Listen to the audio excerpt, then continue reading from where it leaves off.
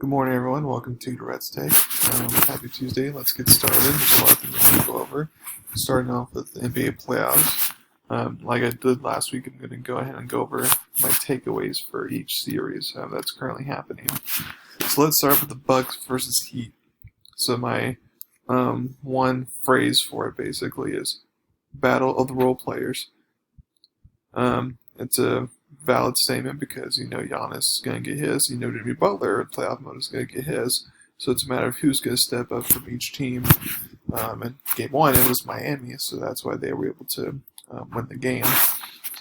So I still think Bucks are going to win the series, but now it's going to definitely look like it's probably going to go to a 7-game series, in my opinion. And then the Raptors versus Celtics. Maybe size doesn't matter. I thought the main reason why the Raptors would win the series is because of their size, but the Celtics in Game 1 proved that if you just shoot efficiently, then size doesn't matter, and you can defeat them. So now they can kind of do it for 4 games. That remains to be seen. But the Raptors need to change things up if they want to be competitive and win the series. Lakers versus Blazers. Enjoyed the extra rest. So LeBron has had a few days off for the boycott. Now he's going to get some more days off. So he needs to enjoy it because with all the rest he's getting, he needs to be in top shape if he wants to beat the best teams in the NBA like the Clippers. Clippers versus Mavs. No KP, no go. So once they announced Chris Porzingis is going to be out, you just needed the Mavs magical ride for playoffs. It's over. Sure enough, it was. But there were really no expectations this year anyways. This was to get the playoff experience and then build for the championship expectations in the near future. Okay, Nuggets versus Jazz. A new rivalry. It's official. The Murray and Mitchell rivalry is a thing now. Like Bird Magic or LeBron Kawhi now recently. I expect these teams to continue to see them in the playoffs year in year out, and the future looks very bright for these 2 young stars, Donovan Mitchell and Jamal Murray. Rockets versus Thunder. The experiment is close to failing. So we have a Game 7 on our hands, and the experiment of small ball and jacking up tons of threes is close to failing. And in the end, a run with D'Antoni could be in the near future, especially if they get knocked out in the first round. So let's see now with Game 7. This is going to be a clutch game, and James Harden usually does perform well in those situations. Let's see how he reacts in a clutch situation.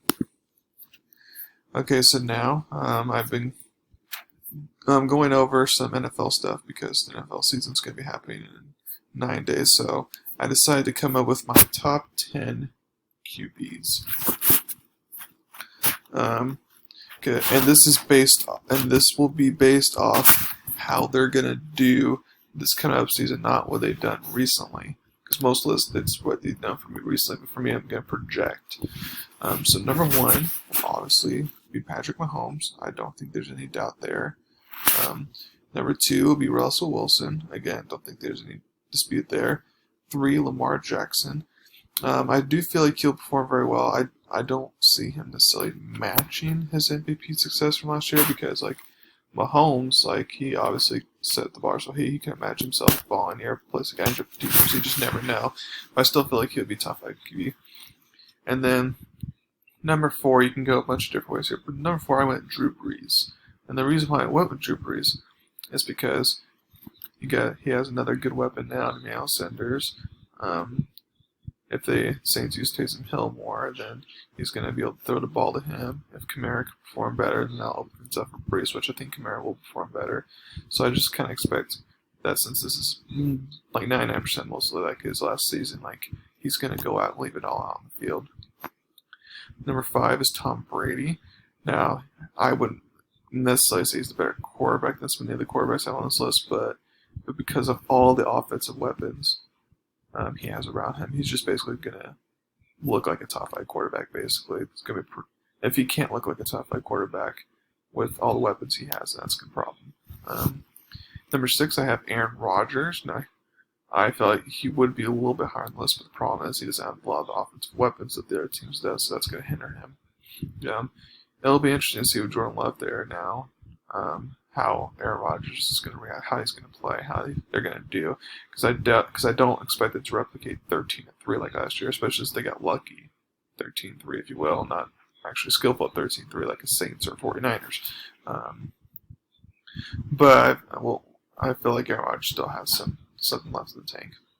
7, Dak Prescott. No, that's not necessarily because he's better than the quarterbacks, but because, again, with the offensive weapons around him, he's just going to look good, like Tom Brady type of thing. So I expect Dak Prescott to perform like top 10 quarterback. He's going to have to if he wants to get paid. 8 is Phillip Rivers. Now, again, I feel like Phillip Rivers is done with. There was only a few situations that he could have gone to next after the disaster last year that would have ended up working out. And that happens to be with Indianapolis because, A, they have one of the best, if not the best, offensive line in the league. Now they've upgraded their defense, so they shouldn't have to rely as much on the offense. They drafted a good rookie running back from Wisconsin, Jonathan Taylor. They have they drafted some nice wide receiver pieces, and they just got nice pieces in general. So I feel like, and they're in an easier division because Jacksonville's tanking. Houston's not what they once were without DeAndre Hopkins now, and then Tennessee is kind of a fool's goal, if you will. So. And they have one of the easiest schedules in the NFL, so I feel like Phil Rivers is going to look better than he actually is this year. 9 is Big Ben. I am questionable, like some people, on how he's going to perform. I feel like he's going to maybe start off slow, but then start to pick it up as the season goes on as he gets back in rhythm. Because one thing that's going for Big Ben is that their schedule is, again, the division's hard, but other than that, their schedule is really easy because they got a lot of tough teams at home versus on the road or something. So I feel like that's going to be an advantage for Big Ben. Plus, with the Steelers' defense, he's not going to have to outscore a lot of teams, so I feel like he's going to be just fine.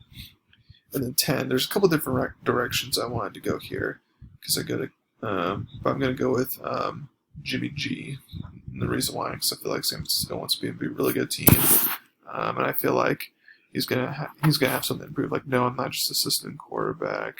Like, yeah, we don't know a lot, but I have something to offer as well. So I feel like he's got something to prove, and I feel like he will try to prove it. So I put Jimmy G there. Now you could have put different ones. You could have maybe a Drew Lock, maybe Kyler Murray, or just or Carson Wentz. There's a couple different options there, but I went Jimmy G. So that's it. This is a shorter episode for today. I'll come back on in a few days, and I'll be going over some more NFL predictions and college football predictions as we're approaching the first weekend of college football. Thank you very much for listening, and please subscribe to my channel. Tell everyone about me. Thank you very much. Y'all have a wonderful day.